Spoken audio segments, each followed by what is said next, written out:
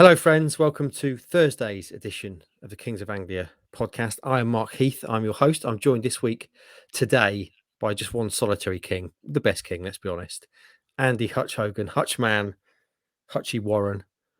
Your work husband, Stewie's off. He's taken 4 days off, the slacker. Bacon's building up to Speedway. And the boy Roscoe is currently finding out if he's passed his theory test. And at some point, we hope to be able to cross live for that news in a kind of BBC regional radio show style. At some point, we hope to be able to speak live on an outside broadcast to Rossi for the news that everyone really cares about, let's be honest. Hutchie, how are you? How's your week going? I'm just in limbo. This whole podcast is based around finding out whether that boy has passed his driving theory test. We're going to talk about Ipswich Town. We're going to talk about all sorts of things, but all of it is just killing time until the real main event does or doesn't pop up at the bottom of our screens. Yeah. That's true, friends. I mean, to the extent we'd normally record this podcast on a Thursday, like first thing in the morning, but we've actually decided to record it later today. It's coming up to 2:10 on a Thursday. Rossi started his theory test at 1, and we're hoping that we'd hear from him around 2. But in true Roscoe style, he's not appeared as yet. So we shall plough on talking about Ipswich Town, as you say, until we actually get to the important stuff, which hopefully will be Rossi joining us, giving us news of his hopeful passing of his theory test at long last, and we can celebrate as only we should when that happens. What's your gut feeling? Obviously not passed. There's so much support that you can give, isn't there? And this is the one yet, but there's an overwhelming weight of evidence now. I genuinely think this might be more important to people than the result on Saturday. Judging by the reaction we had to the little good luck thing we put out this morning, people are very much connected to this narrative, Hutchie.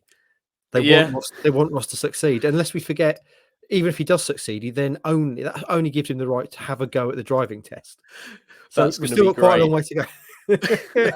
A whole new chronicle will just begin today. Hopefully, I've got a feeling today might be the day. I'll be honest, the fact he's not popped up yet makes me nervous that I'm wrong. Yeah. But I woke up today with a good feeling that today was going to be the day. We'll see. I hope so. And when we get to the actual driving test itself, I think we need to come up with some innovative ideas of ways of building that into the pod. Maybe we can actually record the pod from the back of the car when he takes the test. I'm not sure how we stand on whether that's allowed or not, but it could be good. Live stream. That's fine. Would people pay? People would pay to watch Ross take his driving test, I think. So maybe that's a new way of monetizing this pod. We need a few more ways of that. Hutchie, before we get to the important stuff, we have to talk about Ipswich Town, unfortunately. And we thought we'd start today with a reflective period, being as we're coming to the end of September, start of October. Can you believe it? Christmas is just around the corner. So I thought we'd start by reflecting on what we've seen in September, what we've learned, friends, from the first 10 games of Ipswich Town's season. We're also going to launch a new European competition, Hutchie. It's how we do things on the Kings of Anglia. The Milka Cup is real. It's coming to you later on in this show. And then obviously we're going to build up towards Pompey at the back end of the hour or so, by which time hopefully we'll have got the news from Rossi. Anyway, September is in the books almost, Hutchie. Technically, it is in the books. They're not going to play again now in September. How would you reflect on the past month for Ipswich Town? It's a month in which they suffered their first league defeat, maybe the first wobbles that we've seen of the season in the league, at least. What did you make of it all? Yeah, it was an interesting month in the end, wasn't it? Didn't play as many games as we thought they were going to play because of royal exit, and two really big games that the result that Ipswich wanted and at times looked like they were going to get. They didn't come out the other end with it, but I still think we touched on this on Monday, but I think I'm at the point where it's plenty of positives, but some nagging doubts to sum all of this up. And I'm sure a lot of people are feeling the same. It's quite easy you can pick on the negatives, can't you, and just catastrophize them. But I would say the positives in most areas of what Ipswich are doing at the moment are outweighing all the negatives. Okay, I'm going to get you to hand out some awards for September in a minute, but let's just reflect on the results to begin with. So they started with that win at Accrington. That's another kind of big box tick for Yep. Town, 2-0. Then they came home, handled Joey Barton's Bristol Rovers 2-0. Sheffield Wednesday obviously went a bit wrong, being 2-0 up, and then ended up 2-2 draw with a clearly offside equaliser. We may be talking about that in due course. Another box tick, they beat Arsenal's kids in the Pizza Trophy, something they've not really done, or not done actually until this season. And then obviously they lost again on Sky TV at the newly leaders Plymouth. Actually, we talk often of the narrative around Town, and Kieran McKenna is doing things that haven't been done, certainly in recent times at Town. Lots of things that need to be ticked off. Winning at Accrington was a good one. Even beating Arsenal's kids in the trophy, given they've not managed to do that last 2 seasons, is a good sign. But still, we have this remaining nagging, concerning narrative around not being able to beat the bigger teams, the rivals in League One.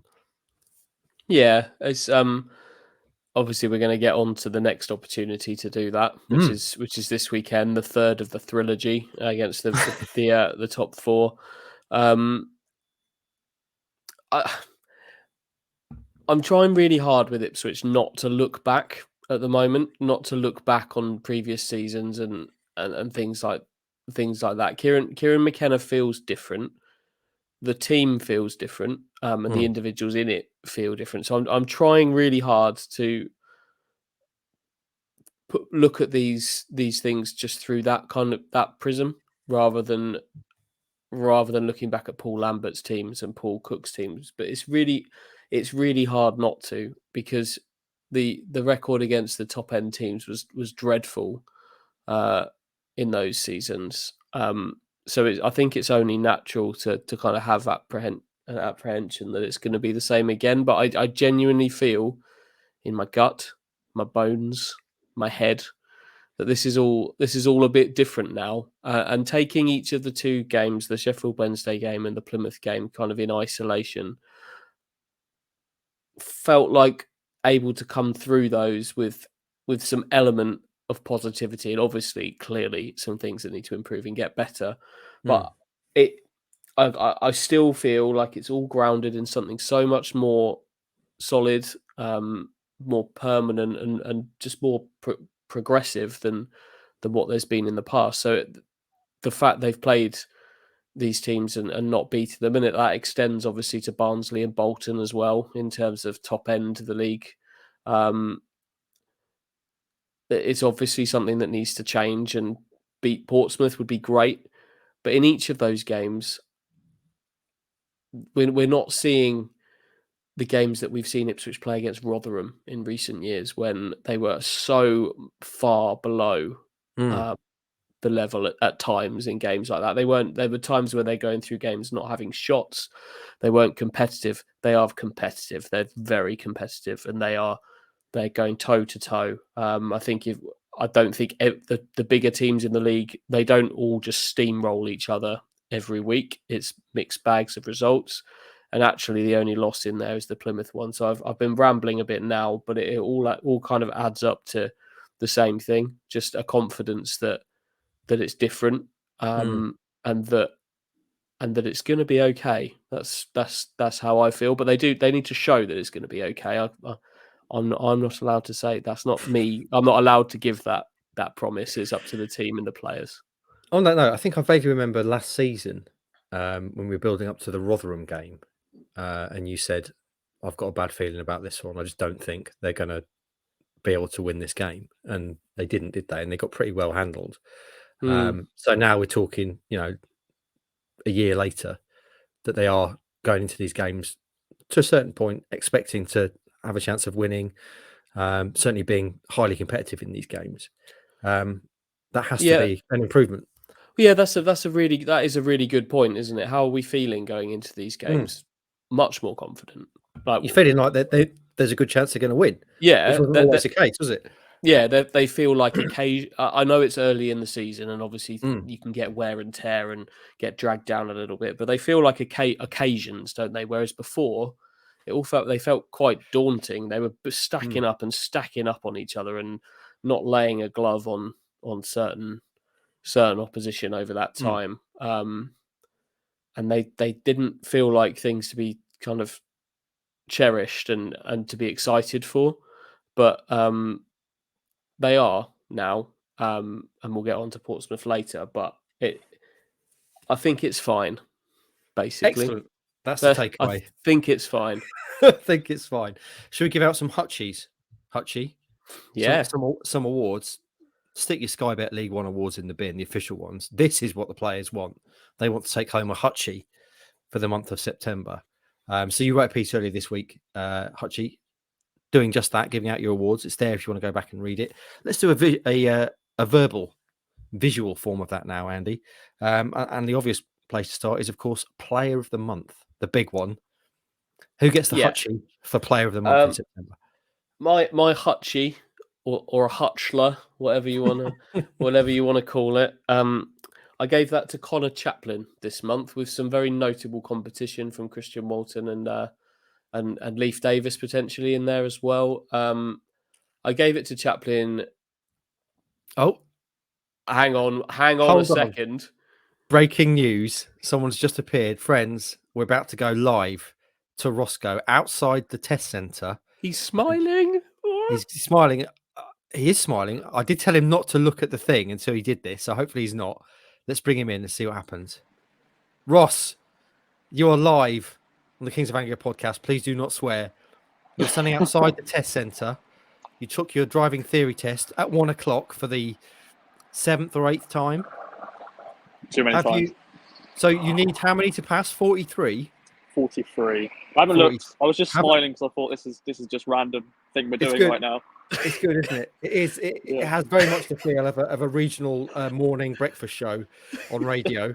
But Ross, so you need 43. You've got the paper in your hands, and if you could, like a student opening their GCSE results live on local TV, could you now open your driving theory test result and give the people the news that we either dread or really, really, really want? Okay then, Navina, little pause here. See. Come on. This is so exciting. What? I have failed. Oh. Goodbye. What did you get? 40. Oh, Rossi. Oh. Shall we just end it here? What's the point? Yeah. Oh, no. Just gonna find the nearest bridge, I think. Ross, so how did you feel it went? Obviously, you've not got the result you wanted.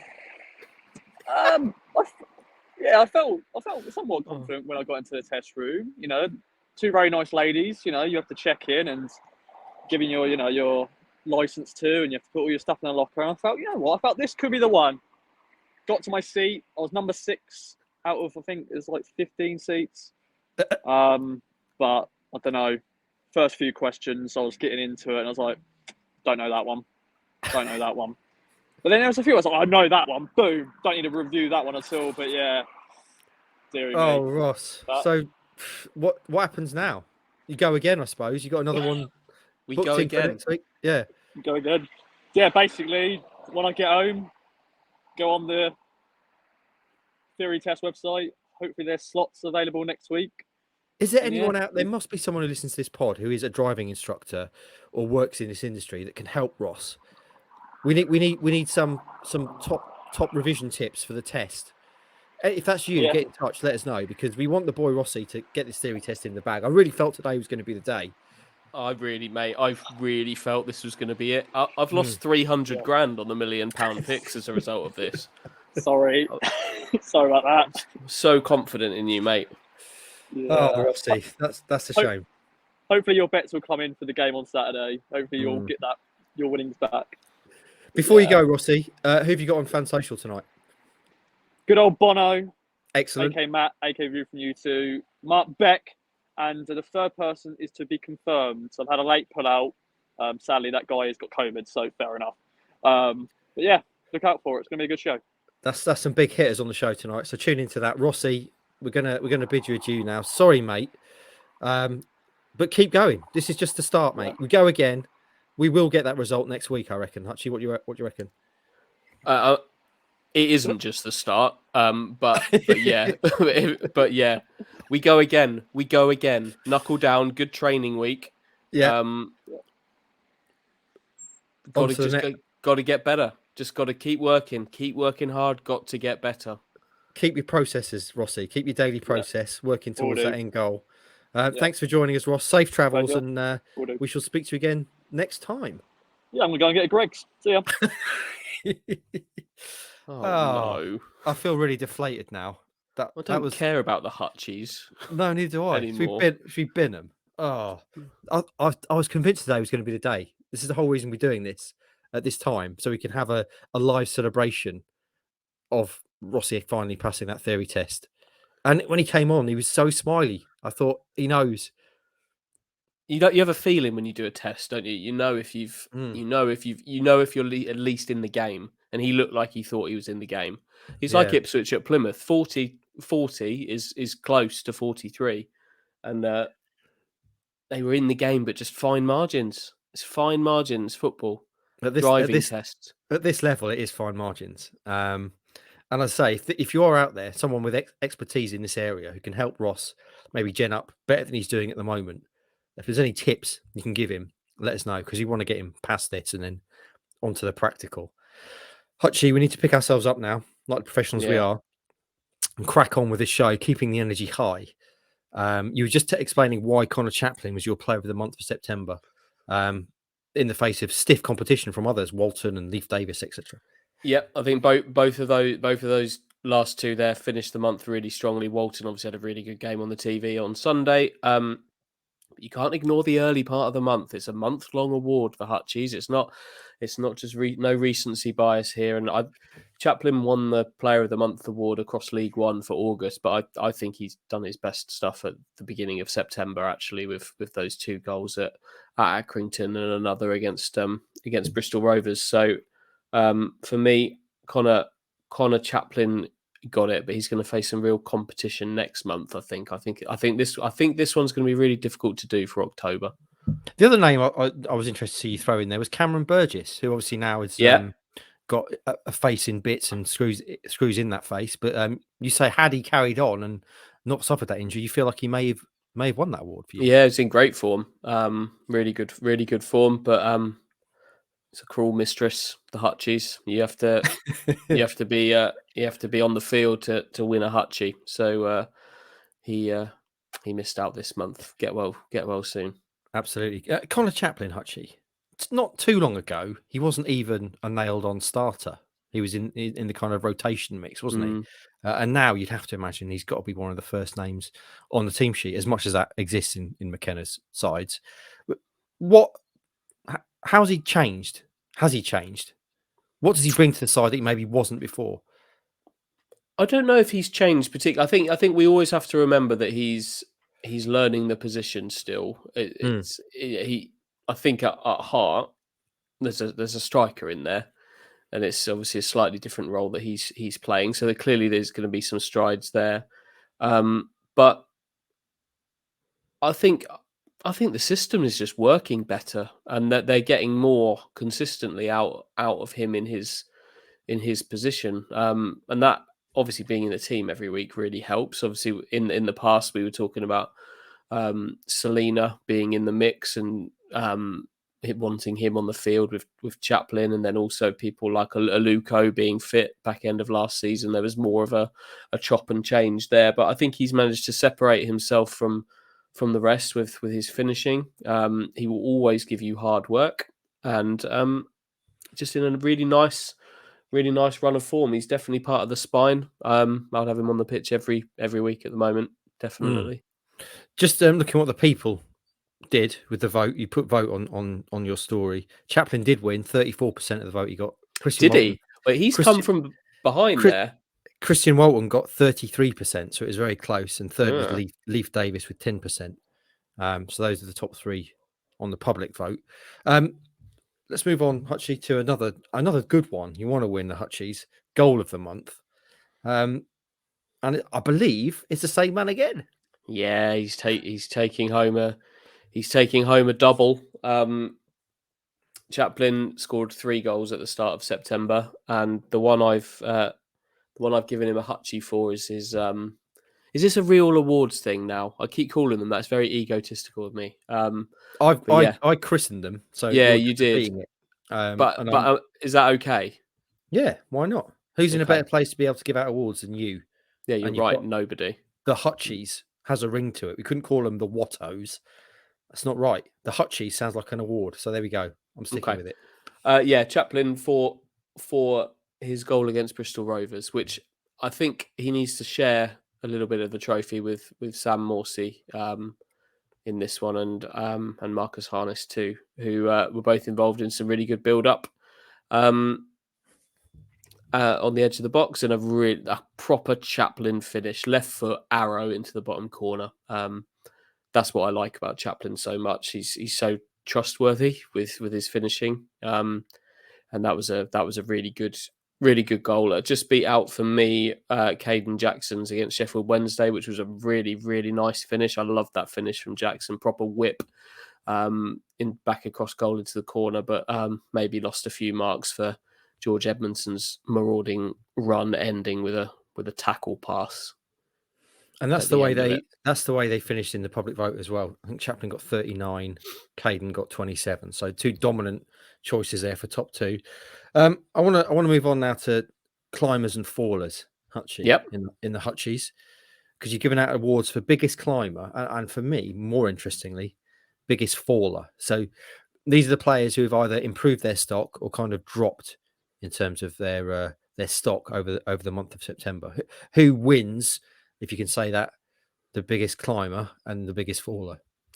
It's a back-to-back biggest climber. He can't win it again, I don't think. But Leif Davis, for me, the biggest climber. I think he really worked his way into being a good player for Ipswich Town during August, following a slightly rocky start with some understandable reasons. But I think in September he's then taken that on another level to be part of the core, the real core, the Walton. For me, anyway, he's part of the kind of the Walton, Donatian, Wolfenden, Davis, Morsey core now. Chaplin, obviously, really like Leif Davis, and he's made real progress. It feels like every week for me throughout August and September. Don't think you can win this one as a hat. He'd have to do something incredible in October to take away a hat trick as the biggest climber, but he should be looking to get right in the mix for the player of the month, Hutchie. Could one win a Hutchie for player of the month and biggest climber? Could that happen in theory? Yeah, he could. I probably wouldn't know. It's possible, but I don't think Davis could. Somebody else could. But I don't think Davis could. Not on the back of two biggest climbers. Just while we're on the subject of Davis, obviously he's been part of a combo really with Greg Lee. Greg Lee now out for a while with that leg injury, and you put some quotes online earlier today from Leaf saying how much of a loss that is in terms of that kind of combination they had, and how sorry he feels for him. Who do you think will they? Because the way they've been playing is very much that Lee has been coming on almost as the closer, as it were, in baseball. Who do you think could fill that role now with Lee out? I don't know if they've got anybody who could do it quite like that. They've got players who can play there. They've got Kane Vincent-Young who can more than comfortably play there. Carl Edwards can play there. Even talking about potentially Cameron Humphreys being able to play there. But I'm not sure we'll see that. But I'm not sure they've got anyone. They have no one that brings the kind of the physical side of things that Greg Lee did. I'll tell you who could have had a go at it if he wasn't out on loan is Corian Darber. Yeah, who could potentially have had a crack at that.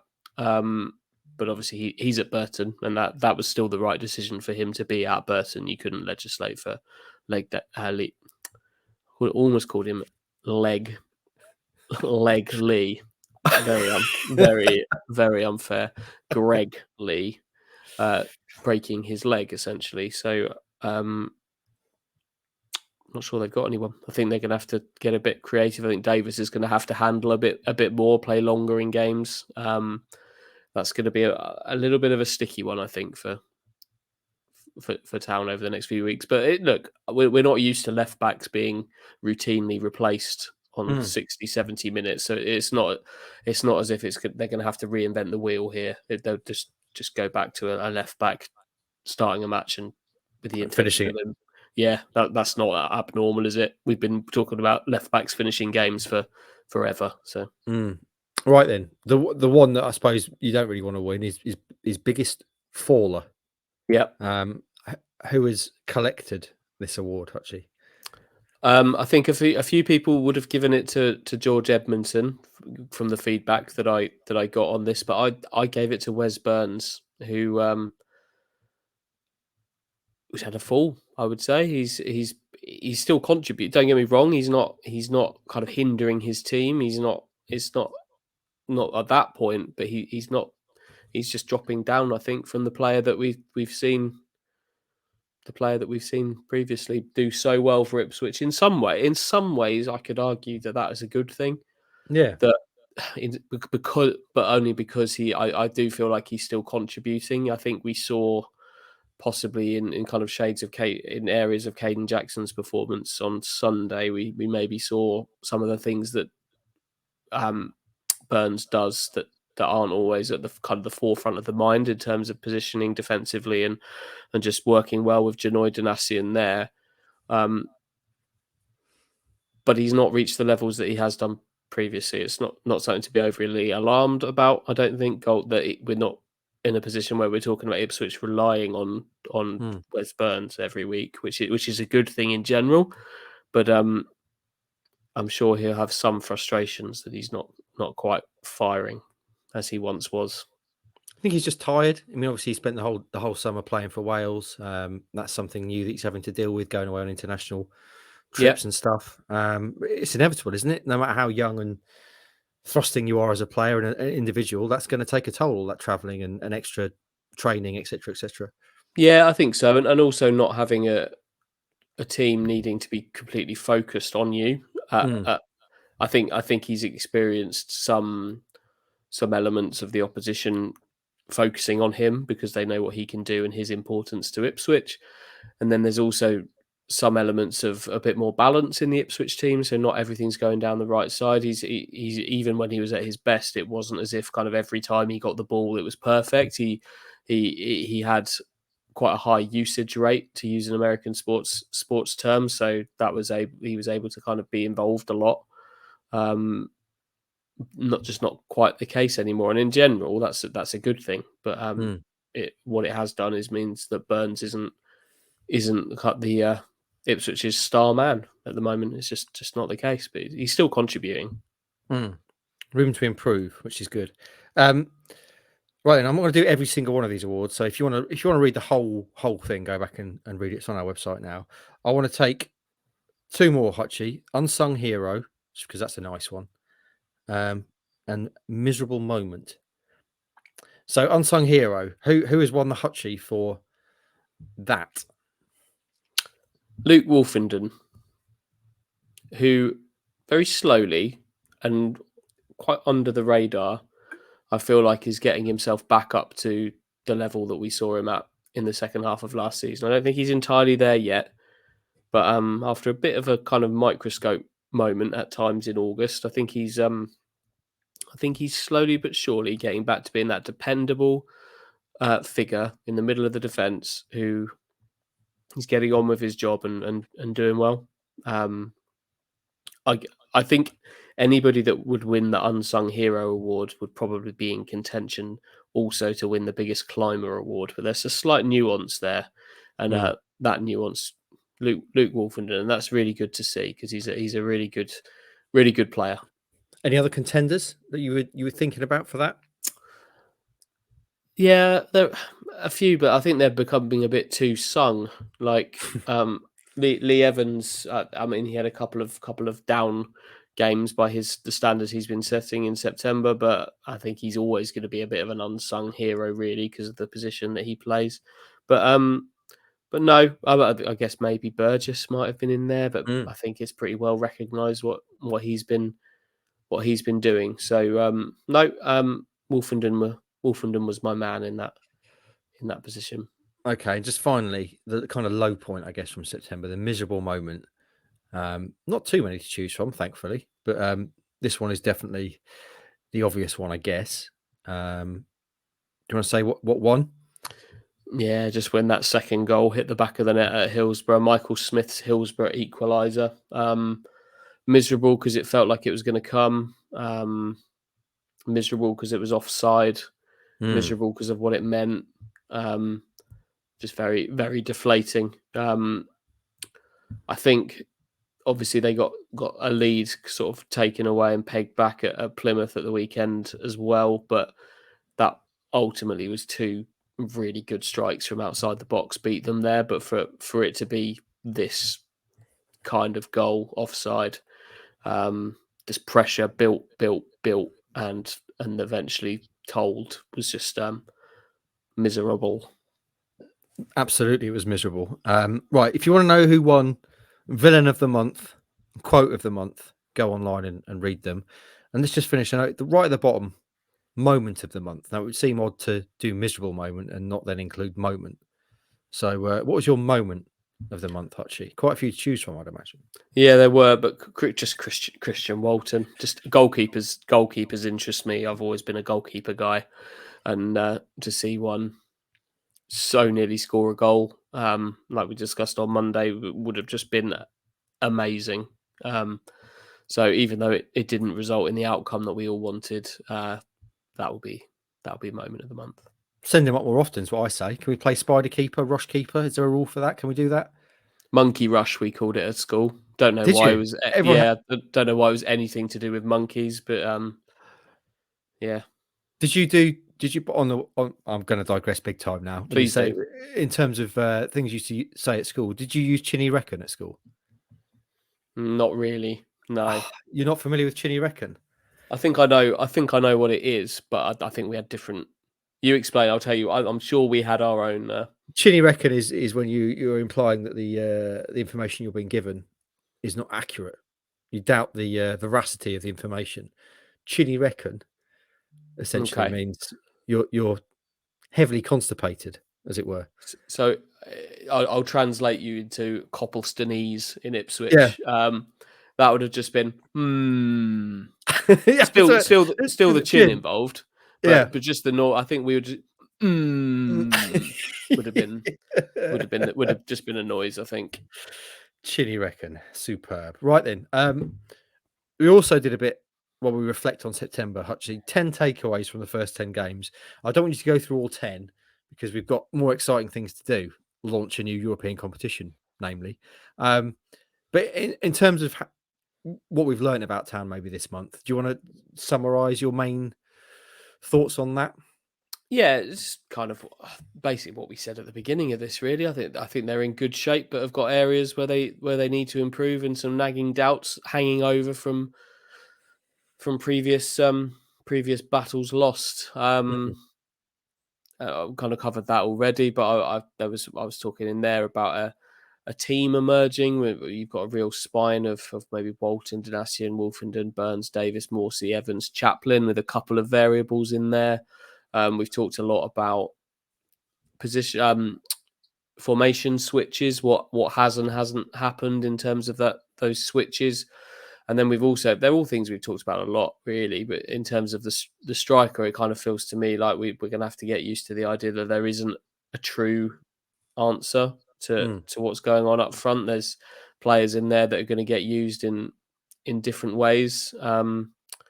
So I would urge people to go and read it with all my might. But yeah, it's like a culmination of all the things we've been talking about on here for several weeks and months. But I think it all sums up into the idea that for me, they're in good shape, they're in a good position, and that ultimately they've built themselves a solid platform that hopefully they're going to go on and do something with this season. And I think the vast majority of people would agree with that. The last time that I looked at it, I just put a poll at the bottom of that article that had where it was just asking where do you think Ipswich will finish this season. It was quite a simple poll. And it was like automatic promotion, top 6, top half, bottom half relegated, I think it was, and around 90% were saying either top 6 or automatic. So I think that all adds up to quite a nice feeling despite some disappointments. Right, September's done, and now I want to move on to new and exciting things. And by way of doing that, Hutchie, a segue into our new European competition that you're going to launch. It's going to happen. I want to know what the shirt is over your right-hand shoulder, because to me, sitting here, it looks like almost like a cricket style shirt you might wear for one of those colourful T20 games. So it's ignore the yellow because that's one behind. Let's bring it forward. So it's for people not watching. Is that purple? So it's white and purple stripes, with pink sleeves or cuffs anyway on the sleeves and down the sides as well. Yeah. The sponsor is a particularly fine beer, Estrella Gallica. So it must be a Spanish outfit, Hutchie. Yep. Is it? Is it Valencia? No. I don't know what that badge is. I'll give you a clue. This club, I believe, is owned to a certain extent by one of the greatest footballers of all time. Owned by one of the greatest footballers of all time. I think he owns it. He's at very least at the forefront of it. I'm pretty sure he owns it. I've no idea. I'm showing my ignorance. Kind of late 90s, early 2000s, best player in the world. Ronaldo, the original. Yeah, the one and only. He owns a club now. Yeah, I think he's very much at the front of a ownership group of this club. I don't know who it is, actually. Put me out of my misery. Real Valladolid. Ah, there we go. And top marks there for pronunciation as well. That was beautiful. Do you think, on that note, do you think the original Ronaldo gets enough credit for the player that he was? Because if you watch some of the highlights from him back in the day, it's absolutely obscene the sort of things he used to do. Yeah, he was amazing. I'm sure so many people fell in love with football because of him. I don't think Cristiano Ronaldo having that name has helped him. I think it's kind of pushed him a bit more into the shadows a little bit. He was class, brilliant. If you got 5 minutes to kill, just search Ronaldo, the original Ronaldo highlights. If you never saw him play, if you're not old enough to have seen him play, he was like a kind of hybrid, wasn't he? He was incredibly skillful. He was massively athletic and powerful, and he just used to rampage through sides sometimes. Some of the things he did were literally things you would not really seen before. And I guess because of the weight gain and the teeth and stuff like that, he became at times a bit of a figure of fun, didn't he? But what a player he was. He had injuries towards the end as well. He bounced around a few clubs a little bit. There's a new I don't know when it's coming out. I think it might be next month. There's a documentary coming out on him on DAZN. Which looks really good. He's done one already about him owning Valladolid. And this is the second one, and it's proper kind of life story kind of thing. So that looks good. Fantastic. Is that a new shirt, Hutchie? No, new edition. I've had that a little while. I think that's worth a fair amount of money. It's very rare. Is it? Yeah. I've turned down significant sums of money for that. Have you? But on what? On how? How? Yeah, how have you turned down money for it? It must be on a. Is it on a? Have you got a shop somewhere? I've got. Yeah, I do. You do. Yeah, some of my items can be purchased, but for substantial amounts of cash. How much money would that cost? How much money have you turned down for it? £75. Wow, that is good money. It's not that much money, really, but it's decent money. Decent money for a shirt. What are you holding out for bigger money, or you just want to keep it? Just quite like it. Yeah, hold out for it for a little bit. But I really like it, so it can stay. Super. in Something else. the Something collection. else.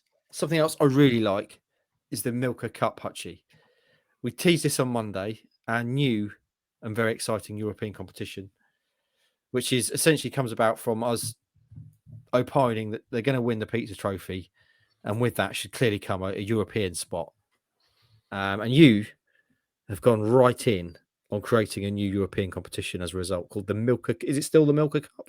Yeah, Milka there were some late challenges in the sponsorship world, but Milka have upped their offer. So I'm handing over to you now, mate. This is your idea. We're obviously going to put the might of the KOA behind it, but it is going to happen. We are going to get this going, and over to you. have you got the energy and desire to actually run this tournament this season? Mythically, When you say me, I'm a very busy and important man. I probably haven't got enough scope to take on that workload. But if you're asking me, do I think we should do that? Yes, absolutely, we should. Okay, in that case, I have one question for you. Do you want to allow yourself to drift away, open your mind, and move into a mythical world where Ipswich have won the Papa John's Trophy, and It's as a result are in this competition? Well, yeah. Or do you want to stick Rotherham in? No. I want Ipswich to be in. Correct answer. So everybody open their minds, leave reality at the door, and welcome to the Milka Cup. Oh, yes.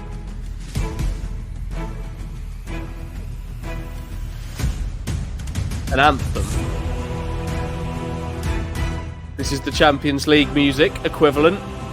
This is what the teams are lining up in the Milka Cup, and this is what we'll play before kickoff. Turn that down a little bit. I love that. Is that your brother who's come up with that? No, it's not. It's some royalty-free music from the internet. Excellent. But I like it. So it's the Milka Cup theme tune. Yeah. The Milka Cup then is born. It is every year is a 56 team competition with each of the 54 UEFA recognised European nations having a team in it.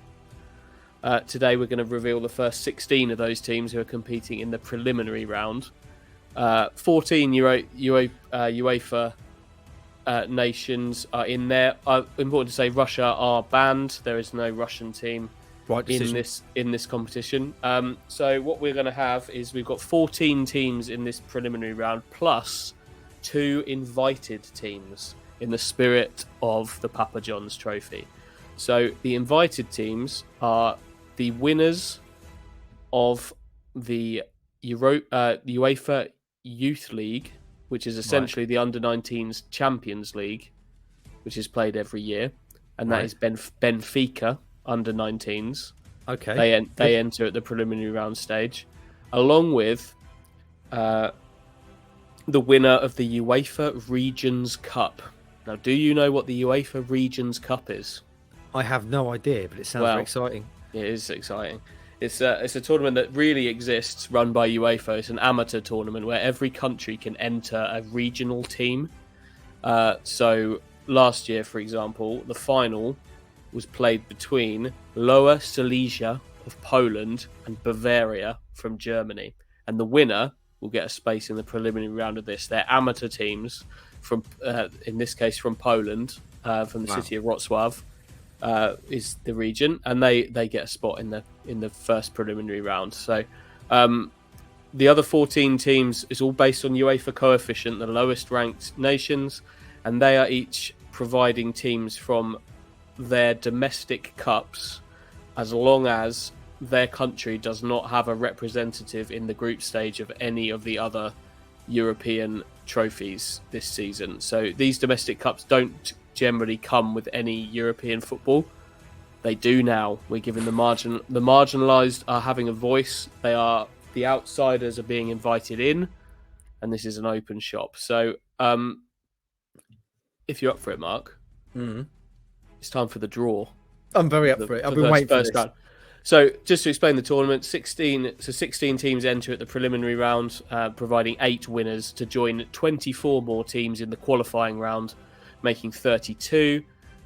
16 winners from there join 16 teams seeded through to the group stage for eight groups of 4. Wow. And then 2 teams qualify from that, from each group into a straight 2-legged knockout competition for a final that this year is going to be played in Turkey. Here. What is that? Oh, that's the Snake Stadium, isn't it? It is. It's Timsah Park, which in Turkish is Turkish for Crocodile Park, in Bursa, the home of Bursaspor. Lovely. In Turkey. So that is where the teams will be contesting the final in May. I love this. You've already got a location. You've got a theme tune. What about the teams though? I mean, I haven't done any more of the logo. To be fair, I ran out of time. It's a bit tin pot, but we'll work on that. So, are you ready for the draw? I am. They're all in this hat. Amazing. Ready? 100%. First team out. KF Vlajnia Škoda, Albania. Okay. And they will play. Oh, I can't say this one. Paida Linameshkond, Estonia. That's a big early tie to come out, to be fair. Yeah. Big tie. That's a big one. Okay.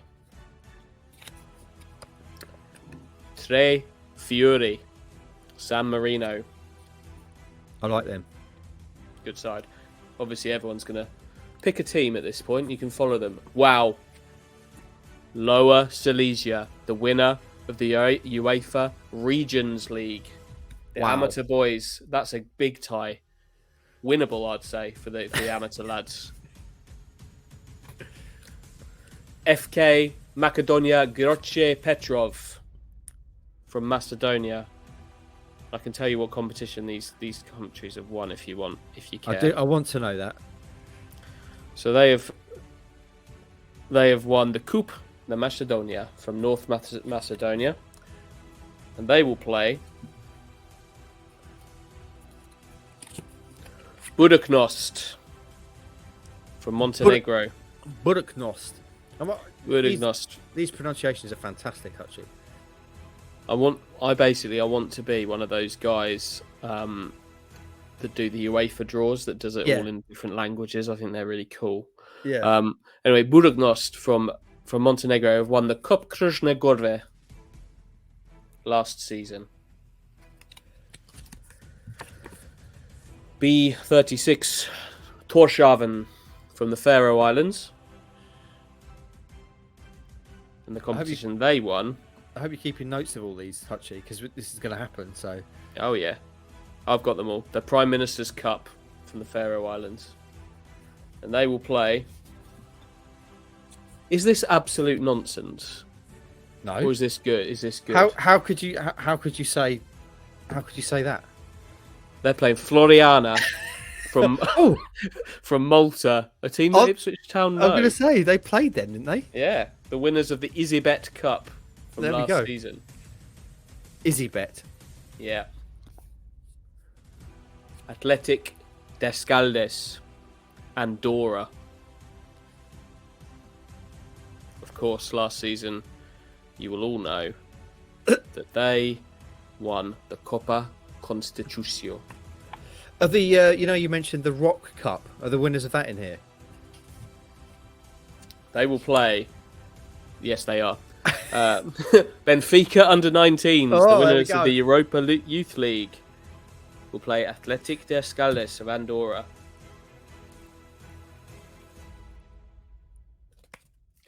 Vikingur of Iceland. That's a great name. Vikingur. The winners of the Mjölbyrkirken. Easy for you to say. No, it's not. I've pronounced that wrong. It's the Mjölkirken. Of course it is. Something like that. And they will play Sabutalo of Georgia. Can I just say you've really gone in on this, haven't you? Yeah. Yeah, I have. You got to do something on a train home from Plymouth. The level of detail here is tremendous. Lincoln Red Imps, Gibraltar, the winners of the Rock Cup. Yes. Are they an affiliate of Lincoln? Sounds like they might be. Yeah. We'll find out. Oh, ho, ho, ho. Big tie, Crusaders, Northern Ireland. Wow, that could be tie of the round territory, I tell you. Now I think we're down to the last two teams. We'll give them an extra swirl in the cup. Just make sure, yeah. The New Saints, winners of the Welsh Cup, will play Racing FC from Luxembourg, the winners of the Coupe de Luxembourg. So this is the preliminary. What I should have asked, at what stage Ipswich come in? They're seeded to the group stage. So they're one of the seeded sides. Yeah, they are. 16 teams are seeded. Ipswich, the winners of the Papa John's Trophy. The Copa Federación de España winners are seeded through, as are teams from Germany, Italy, France, Netherlands, Portugal, and Scotland, actually. And then there's another 8 as well. Belgium, Austria, Serbia, Norway, Czech Republic, Switzerland, Ukraine, Denmark are all seeded through. How's this going to work then, Andy? Because although we have a lot of power on KOA, we don't have the power to make these sides play each other. So how are we going to do it? You'll find out. Got a system of dice. Oh, amazing. Let's just see if anyone cares about this. We've spent 10 minutes doing it. We've spent 10 minutes doing this. I've spent a lot longer than 10 minutes doing it. Let's see if anyone cares. Pick a team, guys. Pick a team, and then we'll see. We'll see how far everyone can get. In the Milka Cup. My team very much are the Lincoln Red Imps of Gibraltar. Up the Imps against Crusaders. That's a big one. That is a huge game. It's tie of the round, that one. Yeah. If any of you out there listen, obviously we have a global audience. If any of you are involved in any of these clubs, please do let us know. Get in touch, because I want some background info on these sides. I definitely want to know if Lincoln Red Imps are affiliated in any way to Lincoln City. They're your boys now. They are. I've always been all about the Red Imps. Also, let us know if having that music in the background was too irritating. I quite liked it. It made me feel like a gladiator doing that draw. It gave it sufficient grandeur, I thought. Yeah. And heft. Yeah. So that's the draw. That's the draw for the preliminary round. Ties will begin to be played the week that Ipswich play Cambridge actually no, we'll do it a week earlier. We'll do it the week beginning October the 10th. Excellent. Ties will begin to be played. We're going to get through this. Are we going to do scores live, or are you just going to bring us the results? I'll bring you all the action. I'll bring you a full roundup of what's happened in the Milka. I'm excited of that initial draw, Hutchie. Who you got your eye on? Quite like the team from the Faroe Islands, B36 Tórshavn. I'd love to go to the Faroe Islands. So the Faroe Islands, they look amazing. The Faroe Islands. I'd quite like to get on board with them. I will put out I might make a little graphic that's got these ties on them, just so we absolutely need a graphic. Just make it easy for the people to follow. There we go. Then I'm very excited. Hutchie, you've just launched a new European competition. There's no limit to what we can do on this pod. I tell you, there's some fairly decent clubs in this. Like there aren't that many Papa John's equivalents across Europe, because I think there's just not the depth of the football pyramid in most other countries. But I've kind of sourced a team from each club, and it's either come from each country. Sorry, it's either come from like teams that make second division playoffs but don't win them.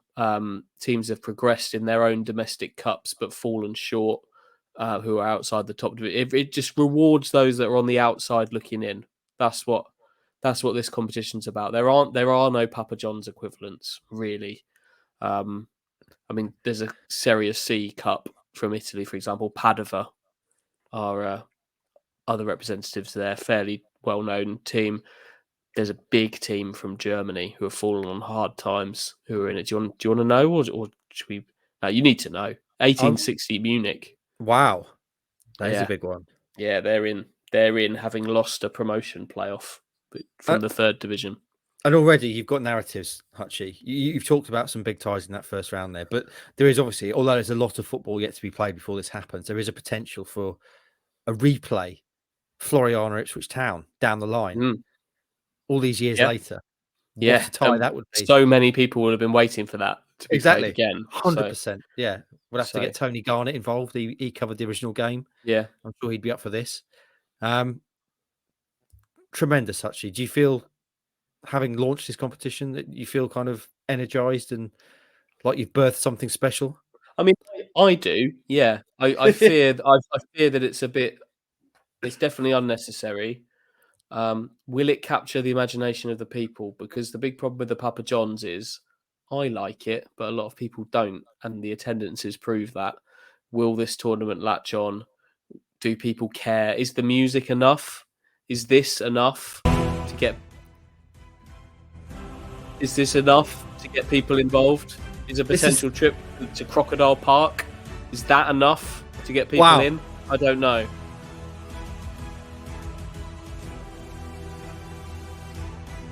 Who knows? I like it. How can you not like it? This makes me want to do press ups and run through a wall. The Champions League music, essentially, for the Milka Cup.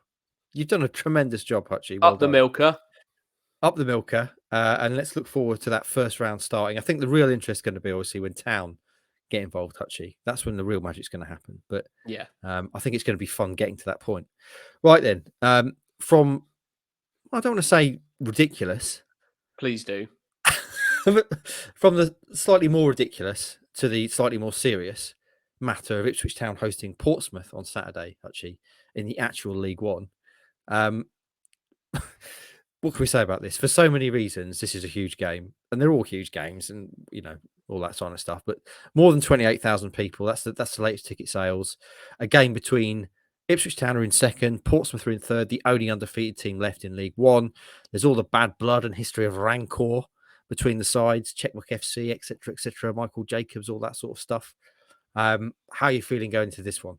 Just excited. It should be kind of hair on neck tingle territory when teams come out onto the pitch and stuff like that. My reference point for that is always a game that Town played against Nottingham Forest in like 2003, 2004, and that was packed that day. Ipswich were gunning for the playoffs, I think, and really full, massive roar when the teams came out, kind of hair on neck tingle time, and I'd hope that it'll be like that on Saturday, because we've been starved of those, and now it's a game that's got a little bit of everything, really. Like you've just said, it's got quality, but it's also got a bit of needle, bit of bad blood, and just got a little bit of everything in there that should mix together to make a really good afternoon. Could this game be a sellout? I know they're at 28,000 at the moment, aren't they? They got 29,000 for the Sunderland game. Could it be a sellout?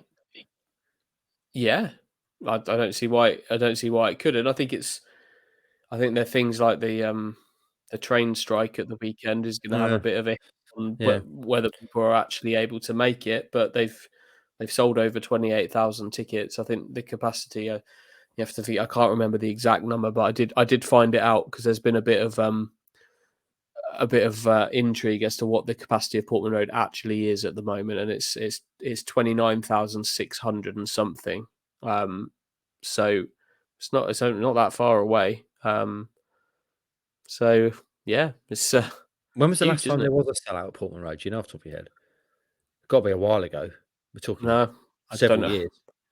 Yeah, I've got no idea. I know the playoff semi-final with Norwich didn't sell out, I don't think, did it? Not quite. I'd imagine that the League Cup semi-final with Arsenal did. But I don't know. It's Going back, that's 11 years it's ago a long now, isn't it? time. It's a long old time. Ipswich haven't needed a 30,000 seater stadium, really, have they? For No. the vast majority of the time they've had one. So it's yeah. I can't tell you the exact last time, but it's certainly not happening very often. Right then, Hutchie, so there's going to be a lot of people, whether it's a sellout or not, technically, there's going to be a lot of people in the stands. What are you expecting to see on the pitch? Is there anything town team-wise, any wrinkles, any questions to be answered? Yeah, I think there is. I wonder if this is the day that Richard Keogh makes his first league start for Town. That and what a decision to be able to have the luxury of being able to make. Like, do you want to bring, after two slight wobbles, disappointing results, do you want to bring a man with 700 odd games or more, one of the most capped Championship players ever? Do you want to, who's still able to operate at that level? Do you want to bring him into your team? It's quite a nice thought process to be able to have, and I do wonder whether actually that kind of calming presence might be what's required. He's been here 6 weeks or so now. He's played a couple of games and has looked fine. So I'd be considering that potentially in place of George Edmondson, possibly. How about up top? There's this constant question, argument, debate about Freddie Ladapo. Sticking with him? Yep. In my mind, yeah. I think we spoke on Monday, didn't we, about how things changed for Town once he went off. Yeah. If there's ever a game you want control of, I want Ipswich to have as much control of this game as they possibly can have, and Ladapo gives them that. So I think in general I'd probably answer yes to that question every time. So in terms of the side, it's pretty much going to be what we'd expect, you reckon? Chaplin harnessed behind Ladapo, the midfield we know, and defence potentially with Keogh in for Edmondson. Yeah, possibly. I want to see more from Harness. I didn't think he had a great game at all on Sunday, but he'll be up for this against Portsmouth. Obviously, one of those wrinkles that you've mentioned is the fact that him and Chaplin both playing against their former clubs. So yeah, I want to see more from him, but I'd also want to see him in the team as well. How about Portsmouth? We fear, I'm not sure if that's the word, we respect Colby Bishop, don't we? Yeah, I think Ipswich have had to learn to respect him the hard way. He's a good League One striker. He's strong. He's mobile. He's good in the air. He's strong on the floor as well. And he's playing up front with Dane Scarlett, who's very, very different. He's got the movement and the pace, and they kind of got a little bit of everything in those two. It's a proper 4-4-2 from the Cowley brothers. Bit of a throwback. Marlon Pack in the centre of midfield is a player I've always really liked. He shouldn't really be playing at this level. We know that Raggett at the back is a good player.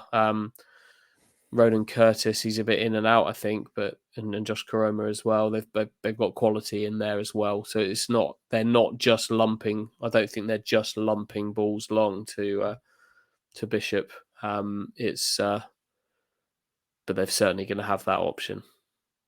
And Joe Piggott, although he's not been starting and playing regularly for Pompey, he can't play anyway in this one, can he? On the terms, so that won't be a storyline that we can get into. What do you reckon then, Hutchie? I've got a bit of a bad feeling about someone getting sent off in this game. I feel like there may be a red card in this one. But that's discipline is my discipline is very much the subject of my £1 million picks this weekend. If you want them, well, yeah, let's do that. Yeah, they all centre around discipline. Last time Portsmouth were at Portman Road, there was a bit of a flashpoint, wasn't there, with Cowley and Dominic Thompson, wasn't it? It all got a bit handbags. Sort of game you could definitely see that happening again. So give us your £1 million picks in, Hutch, and I'll give you the odds. You definitely can. Well, I can definitely see that happening again. I've got written down here, significant flashpoint on bench. Right. I'll give you, I think that's I wouldn't say certain, but likely. I'll give you 8-1 on that. Okay. Given I've just blown 300 grand on Ross's driving test, so we're not. Never bet on Ross. That's the rule. No, well, yeah, we've learned that, haven't we? I'll go 100 grand on that. And Yep. then my second one is the standard Morsey goal, but also including a booking as well. Goal and a booking. So that's a double, as it were. Yeah. And one more booking for Sam Morsey does equal a one game ban as well. Because when you talk about me fearing there might be a red card in this game, Morsey would be right at the top of that list for Ipswich anyway. And there's something about Connor Chaplin and the kind of edge with which he plays that also makes me slightly nervous about this one. So Morsey to score and get booked. I'll give you 10-1 on that. Ooh, okay. I wanted a little bit more. I'm only going to go 50k on that one. I've been taking one hell of a kicking, Hutchie. Remember, I think you're doing the right thing. Yeah. So yeah, that's it. That's it for this week. Yeah, I've blown my budget on Ross failing his driving test again. So we've got a flashpoint on the bench. Significant flashpoint, and it might need the flash mob to assemble to judge whether that was indeed accurate or not. Okay, I like it. You like that? I thought you'd like that. I do. But yeah, significant. Not just. Would the incident that happened in March with Cowley and that would qualify? Yeah, not just Danny Cowley caught the ball and didn't throw it back to someone like proper kind of body check territory, face to face, argy bargy, that kind of vibe. Yeah, significant. And I'll let you guys be the flash mob judges of that. And then Morsey to score and get booked, which would mean he'd miss a game. What do you think is going to happen result wise, Andy? We've been waiting still for Town to beat a fellow top side. I don't know. I felt really confident about the Plymouth game, and that obviously didn't come to pass. I feel like it's going to be maybe a little bit stop-start, and Ipswich aren't quite allowed to play how they would want to play by Portsmouth here. So I'm going to go for a 1-1 draw. 1-1 draw. I'm going to say Town win. What? I just feel that now it's not now or never, but I just get the feeling this is they'll want to bounce back from Plymouth. It's a huge statement game for them, and I hope they can do it. I'll say 2-1 Town, but I do expect there to be some significant rancor at some point on the pitch or off it. And I hope it doesn't mean that one of Town's players is sent off. I would back Ipswich to keep their heads. I'm not sure. I think Morsey plays on an edge, but I don't think he's completely reckless. I think he could keep it. I think he'll know full well the importance of this game and staying on the pitch. So I wouldn't really be that concerned about him going anywhere beyond a booking. I just think they've got that professional mindset where I don't think they're going to get drawn into things that the other team may want them to be drawn into. Famous last words. I hope not, but you wonder if Morsey might be a little bit of a marked man after the incident at Plymouth last week. Refs may be told, keep an eye on him, because you could argue he was lucky to stay on the pitch last week. So I don't know. Hopefully you're right. And let's be honest, it's far more likely you're right than I'm right. So we'll see. Who knows? We'll go with that. Right then, Andy. We brought to the end of this podcast now, I believe. It's been a good 70-minute show. There's been highs, there's been lows. The notable low of Roscoe failing his theory test again. The notable high of you launching the Milka Cup with a final location, music, a logo, some big clashes in the preliminary round. Anything else to mention before we take our leave? No other business.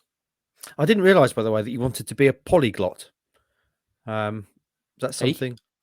Someone who speaks multiple languages. You said you I'd want. love to. I would love to speak other languages. I can't, but I would love to. Which would you most like to be able to speak? I speak a small amount of Spanish, so I would probably do that properly. See, I could see you being the sort of Very bloke good. who learned Japanese. It's impossible to learn that. I've got a friend who lives in Japan, and it took him 5, 6, 7 years to be competent at speaking it. It's impossible. Yeah, I'd love I to don't though, know. but That'd be tremendous. I fear that's a gift I will not be blessed with. You've already blessed us with enough gifts, Hutchie, this show, the Milka Cup. Friends, just a reminder in terms of things to look forward to or look back to. Tractor Girls Talk. Go back and listen to that after a little break. Ross and Blue were back earlier this week. The fan social tonight, you've heard from Ross. Got a couple of big hitters in Bono and Mark Beck and another on that one. And also go back and listen to Mike's latest favourite Town 11 with Dartist Ryan Meikle. I hope I pronounced that correctly. I note as well, Hutchie, we were all off yesterday apart from Mike, and in our absence, he decided to promote Town after 10 games, which is And they're staying up. and they're staying up. Yeah, typical big porker behaviour. Populist optimist. And also, obviously, remember, friends, we are up for 2 awards at the Football Content Awards. EFL Podcast of the Year, second time running, and also Rossi's up for Best Creator in Women's Football. Please do vote for us if you're not already. There are 3 ways you can vote: on Twitter, via their voting link, their website, and also on Instagram. So if you enjoy the show, please vote all 3 ways for both of us. And hopefully we'll list some silverware come November. Friends, it's been a bit of an epic podcast today. I'm sorry we couldn't bring you any better news about Roscoe. I'm really gutted about that, Hutchie. But hopefully that kind of blow has been softened somewhat by the launch of a new European competition. Have a great weekend, whatever you're doing. I'm sure a lot of you will be at Portman Road, so enjoy the game. Let's hope Town get the result. And on Monday, we can sit here and talk about another hoodoo being put to bed. Have a great weekend, and we'll speak to you next time.